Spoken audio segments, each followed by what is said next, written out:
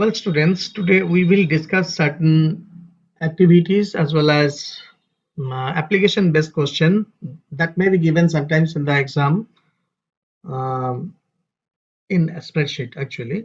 So that we will see today how this can be handled. Okay, so for that, what you have to do is you have to study the Excel everything in properly. Okay, all the options, tabs, and all whatever has been as asked you to study, that you have to read properly. All right, that is the thing.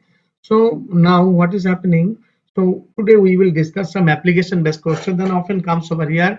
Suppose that can be of anything. Suppose you have been assigned the task to insert a new row in the given file.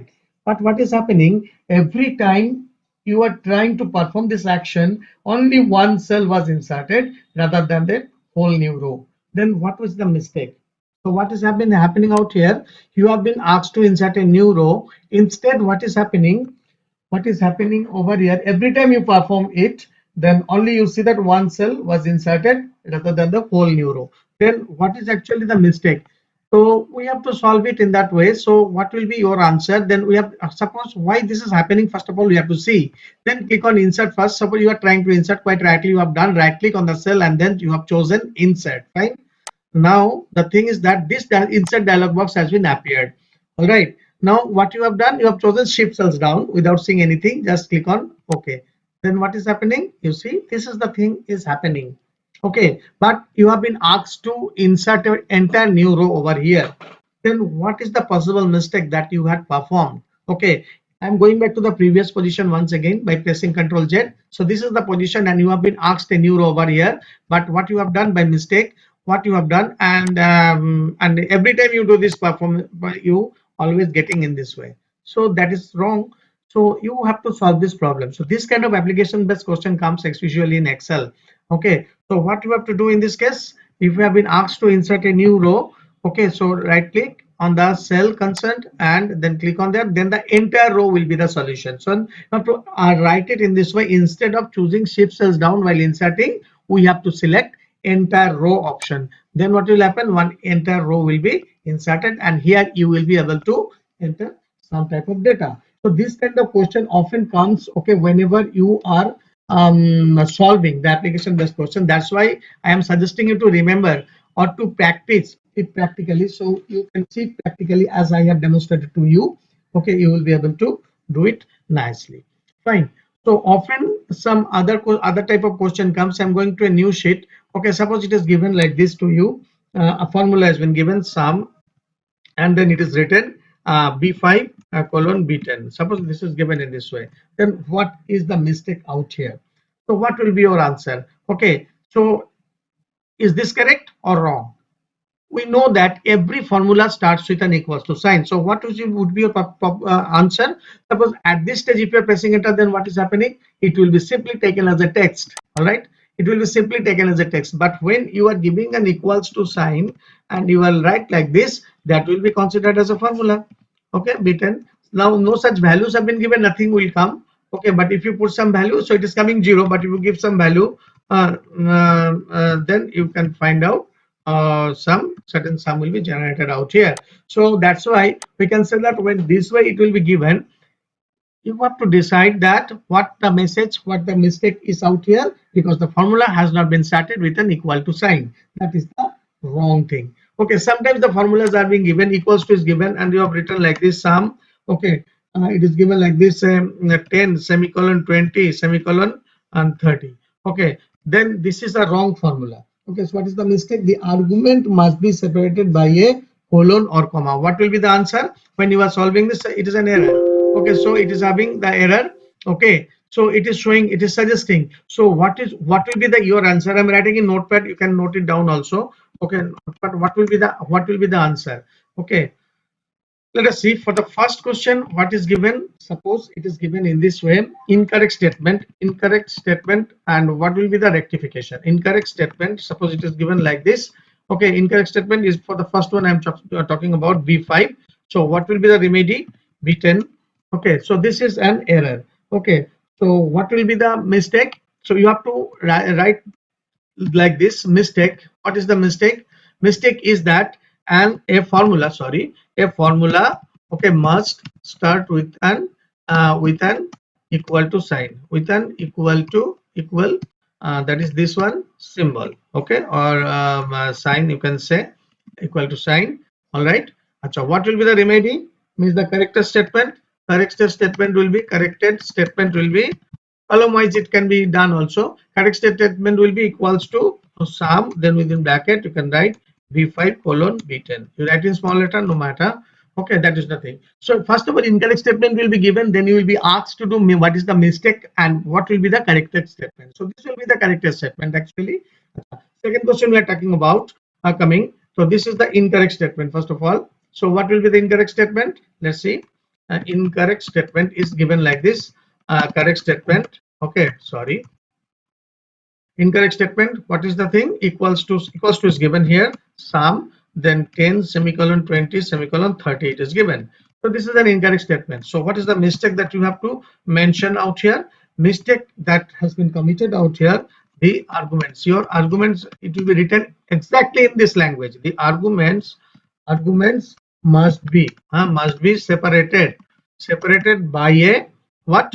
By a colon. This is called colon. Colon or what, or comma. Okay, colon or comma, that to be given. All right, then it will be a corrected mistake. And what will be the correct statement?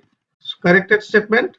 Okay, corrected statement, like I am just demonstrating you, you have to do it in the same fashion. Okay, corrected statement, what it will be? Either you write equals to sum, you write like this, say 10 colon 30. This way you cannot you can write, or you can write in this way, equals to sum, what you call 10 comma 20 comma 30. Okay, this is the way that you could write here. That is the thing. So then it will function. So if you are giving out here, let's see now. So I'm just cancelling this one. Equals to sum, equals to sum 10, sorry, equals to sum 10 colon 30. Okay, then it will come is like this. All right, sum 10 colon 30, it will be coming like this. And if you're coming equals to give sum, okay, 10 colon comma 20 comma 30, it will be given like this.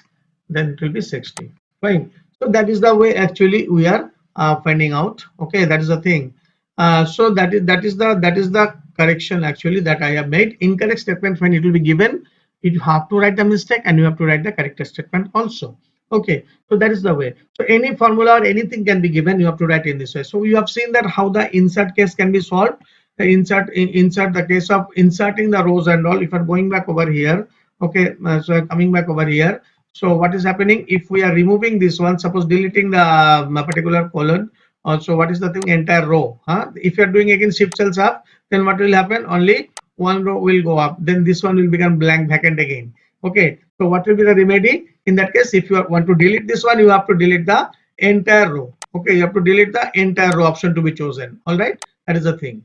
Okay, fine. So, and the thing is that if you are inserting a row, if you are doing like this, shift cells down, then only one row will be coming down. Okay, that is the thing. So only you can choose in this way, shift cells down if you want to do. Then what you have to do, highlight the entire cell, highlight the entire thing, and then insert you do. Afterwards you do the shift cells down, then the entire row will be inserted. That is the remedy. So in that case, only the single cell, not only the single cell, you have to highlight the entire row, then you do the shift cells down. Okay, then you will be able to see that the one entire row has been inserted. Otherwise, if you are selecting only one cell, in that case what you have to do, you have to select what, you have to do the entire row. Only if only one single cell, if the only any of the cell has been selected and you want to insert a new row, in that case you have to do the entire row. So that is the difference between shift cells and the entire one. All right, so same thing will happen with the in case of column also. Okay, now we are coming a little bit with the reference. Okay, so this question is very important.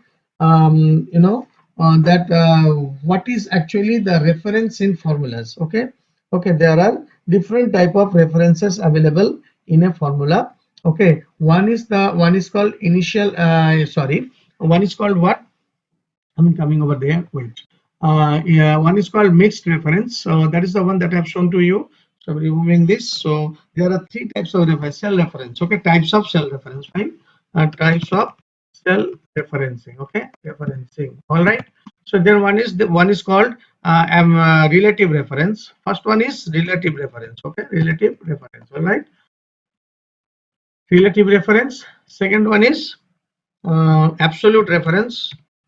Absolute reference. And third one is mixed reference. All right. Okay, these three types of references are there in what do you call, in Excel. Okay, so now what is happening, now we are going over there and then we are trying it one by one. So let me open the Excel and some values are definitely I'll take. Okay, so here sheet 2 I'm taking some value, I'm deleting, removing everyone. Okay, everything, and I'm taking few values over here. Let's say 32, 44, 56, 61, 78, like this. All right, now what is happening, 44 I'm doing, 23, 78. Okay, 51. All right, now what I'm doing, I'm simply entering a formula. What is that? C3 plus what I'm doing, D3. All right, so now I have entered formulas. Now what is C? You watch here, C3 plus D3. All right, now what is happening, I'm copying down this formula. Then what has will be displayed? Okay, all the things will be summed up and will be displayed out here. Then you see one thing, I'm showing you all the formulas by pressing control backquote. Backquote is the key available and in the numeric key areas extreme left, just below the escape key. All right, that is the thing. So I'm pressing backquote. Okay, so if you're pressing the backquote, I will be entered into the formula mode. All right, so this is the thing. So what is happening when I'm copying down this one, C4D4, C5D5, C6D6, the cell reference also has been changed. Okay, though even I have entered the formula into one place, but when I had copied it down, automatically what is happening, it has taken the corresponding cell references and the value has been added and had been shown to us, the output. All right, so this kind of referencing is actually known as relative reference. This is a relative referencing. Then if it has been asked to you, if it is given, a question has been given equals to C3 plus D3 has been given, then what type of reference has been used? So your answer will be what? Relative referencing. Okay, if relative referencing. All right, so this is a case of relative referencing. If we want to calculate the sum of the values present in cell C3 and D3 and store the result in A3 and store the result in E3, then we have to click what we have to type equals to C3 plus D3, and when you copy the same formula to some other cell, the cell addresses automatically get changed. Okay, automatically changed with respect to the current cell addresses. Okay, so this kind of referencing in Excel is actually known as relative referencing. All right, now we are coming to the absolute referencing. Now you see, with the same kind of value, we will go back again by pressing control backquote. Okay, from our keyboard we will just go it like that. Now see, I am giving this cell address, I'm doing this, I'm just removing it. I'm just editing this formula out here. I'm removing this all formula, entire formula over here. Okay, now let it be. Okay, no problem, I'll just do it. So this is the what referencing, relative, relative. Okay, so I'm doing it now, relative referencing. Okay, now this one I'm doing with absolute, absolute referencing. Then what is actually the absolute referencing equals to? Okay, you see, watch it carefully, be watchful. Okay, then see, I'm giving out a dollar symbol, $C, $3. Okay, $C, $3 plus. Okay, so dollar makes a particular cell reference absolute. All right, then plus what I'm doing, and dollar D, I'm doing dollar D, $4. All right, so no, sorry, $3 I'm doing. Fine, so these two I've done. Okay, this is the absolute referencing. Now you see the difference between these two. So I'm copying down this formula. You see everywhere 67 has been copied. Now you see, I'm going back to the formula mode once more. Okay, so you see out here what is the difference. Here the cell references have been changed as I have copied down the formulas. Now here it has not been changed at all. Okay, so whenever you are allowing, so whenever you are using the dollar sign, okay, in front of the column alphabet and the row number, okay, that particular cell will become absolute. What will become? It will become absolute. Clear? That is the thing. So it will become absolute. Okay, so only the when if you copy it, the cell references will not be changed. Okay, so this is called absolute referencing in Excel. Okay, so and this is the relative referencing. Now I am coming the third one. What is the third one? So I'm going back once again to the formula mode.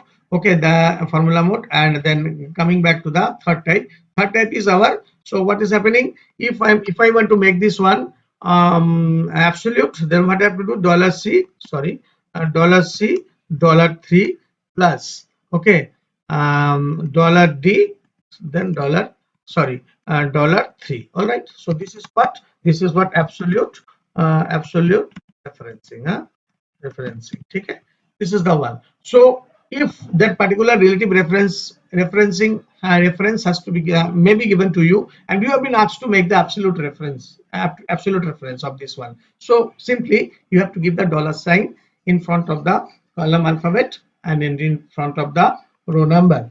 So when it will be used, and it will be used when we don't want to change the cell addresses of the formula even when it is copied, okay, to some other cell. For this purpose, we'll have to add the dollar sign in front of the row number and the column header. Okay, that is the purpose of the absolute referencing. Now we are coming to the mixed type referencing. What is in fact the mixed type referencing says? All right, now we are coming to the mixed one. Example I'm giving you to the mixed. Mixed means it will remain, it is a part of your combination of relative reference as well as absolute referencing. Okay, so now the thing is that suppose for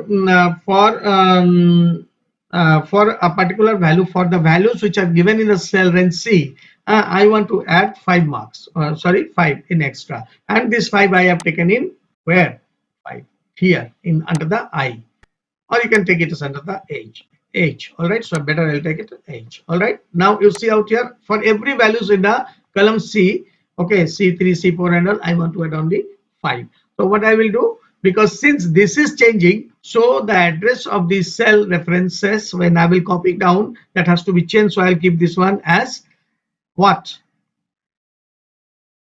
relative. Okay, so I've kept it as relative, then plus I have to add this one. So what is happening in fact, so it will be, what is happening in fact, I say only 5 will be added. So what I will do, dollar $h and dollar, sorry, uh, 1 minute, dollar $h and I will do dollar 5. All right, no, dollar 3, I think dollar 3, yeah. Now see, with 23, 5 has been added. Now if I am copying it down, then what is happening? I'm going back to the formula mode once again. You see out here, dollar $h, dollar 3 remains constant. Okay, and 5 has been added with all the values of column C3, C4 as well. Okay, you see here the change has been reflected out here, C3, C4, C5, C6, C7 and C8, and this has not been changed since this is an absolute cell range. All right, now what is actually the thing is that it is now I had planned that I will not do like this. So I will give here 2, I will give here 4, I will give here 6, I will give here 7, I will give here 8. All right, these separate values have been added. Then what are the changes to be made over there? Okay, because 23 plus 25, fine, 28 has been added. Okay, now the thing is that this 5 to 4 in the different cells, different values. When it was a constant value, then no problem. Okay, I had kept it like this, dollar is dollar 3 constant. All right, but I don't want to do it now. So what I want to change now, the row will remain constant, but this column will be changing. So what will be the formula in that case? I will keep this one dollar $h and only 3. So then what is happening? Dollar $h actually made absolute, whereas the row number has become relative. So this is called a mixed type of reference. All right. So now I'm pressing enter. Now if I'm copying down this formula, then you watch one thing out here. What is happening? Okay. So I'm adding out here. You see 44 plus 2, 46, 56 plus 60, 61 plus 6, 67, 78 plus 7, 85, 90 plus 8, 98 has been added. So with the differences, different values have been added. How this is possible? Let us come back to the formula mode once again. Now see out here, as I have kept the H means like the column absolute, then what is happening? This has been changed, then column the row number relative. So row number has been changed, but there has no change been reflected into the column. So that is why what is happening, values have been taken and added over here. So $H3 is this one, $H4 is this one, $H5 is this one. So here what is happening, the 5 is actually a part of relative referencing, and the $H actually is a part of absolute referencing. So both of them get mixed out here. That's why they have been called what? Um, they have been called out here what? Mixed referencing. Okay, so these are the three types of referencing which I have demonstrated right now. Okay, so now the question is that if you want to make like these questions and to handle like these questions and all, suppose the thing is that mixed referencing will be done in this way: $C, $3 plus $H, $H and what you call 5. All right, sorry, 5. All right, then what is happening here? So when you copy it down, this column, sorry, the row number get changed. That's the thing happened out here. This row number get changed. All right, since it has been kept relative, but the $H has remained as it is, since $H has remained as it is because it has been made absolute. So this proves that whenever you are typing a $sign in front of the row header, that row becomes absolute, and in front of the column header, the column becomes absolute. Okay, you can give it on one place only, so that particular thing will become absolute, or if you are giving in both, then the total cell will become absolute. All right, so these are the three types of referencing that I have demonstrated you today. So you you do one thing, you must practice this kind of referencing as well, and you must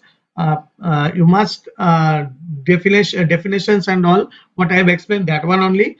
Okay, however direct question hardly comes. Okay, they will give some, or the question, in the question it will be given some thing in this way, and you have been asked to do so. All right, so that is the thing. So what is the thing? This is actually the example of mixed referencing. Okay, referencing.